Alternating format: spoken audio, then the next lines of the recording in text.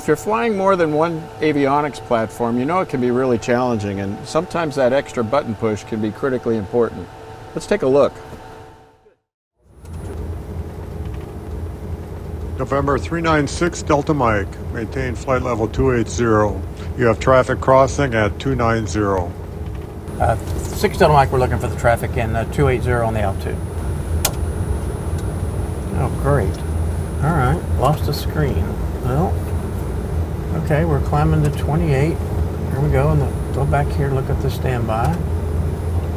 We need to get that back, autopilot. We've got the autopilot on, right? 396 Delta Mike, that traffic is now closing. Main level at flight level 280. 6 Delta Mike. Okay, we've gone through the autopilot. Gone through the altitude. Say again the altitude for 6 Delta Mike. 69 Delta Mike, begin immediate descent to flight level 280. 280 Delta Mike, and we're looking for the traffic. Okay, all right. I'll handle the airplane. 28. That was uncomfortable to watch and clearly dangerous had traffic really been 1,000 feet above David's assigned altitude. Let's look at some steps we can take to identify and fix potential avionics malfunctions in our different avionics platforms our members fly.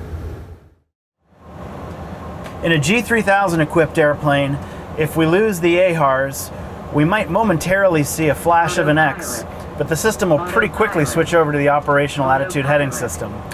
The autopilot's disconnect, so we want to cancel that message, and we'll need to switch our flight director to the operational side, and then we can re-engage our modes. However, the autopilot will not engage with just one functioning AHRS. If the system did not revert to the correct attitude heading, we can manually revert by pressing sensor, attitude heading settings, and then switching, in this case, to attitude heading 2, but again, the G3000 has done that for us already. If we have an ADC failure, we'll similarly momentarily see X's, but almost instantly the system is going to switch to the operational air data computer. Unlike with the AHRS failure, the autopilot will remain operative, and as long as we're displaying both on ADC 2, in this case with an ADC 1 failure, our checklist doesn't have any more steps for us. Again, we manually could go to sensors, ADC settings, and if it hadn't automatically switched to the operational ADC, we could manually force that switch over. Let's look at a situation similar to what David encountered. If we don't have a complete AHRS failure, but a partial loss, for example, maybe the attitude portion of the AHRS starts giving us bad data. Once the difference between the left and right sensed bank angle exceeds a set threshold, we'll see this roll enunciation on the attitude portion of our PFD. As soon as we see that roll, we know there's a disagreement between the left and the right's AHRS. We can use the standby instrument as a tiebreaker, and looking at the standby instrument, I see that the right AHRS source is likely to be the correct one. By going to sensors and switching my PFD to the good AHRS 2 and recoupling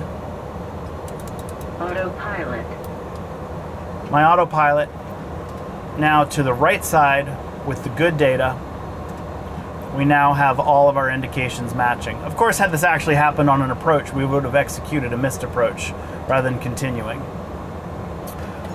Let's look what happens if we have a PFD1 failure. Our checklist is going to direct us to select reversionary. Now, of course, at this moment, we've lost the autopilot, so we're going to resume hand flying.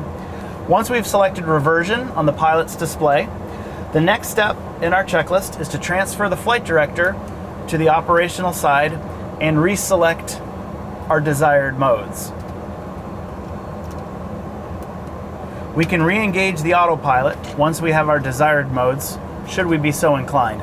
Of course, if this actually happened at 1,200 feet on an approach, we would discontinue the approach, climb to a safe altitude, finish troubleshooting and running the procedure, rather than continuing.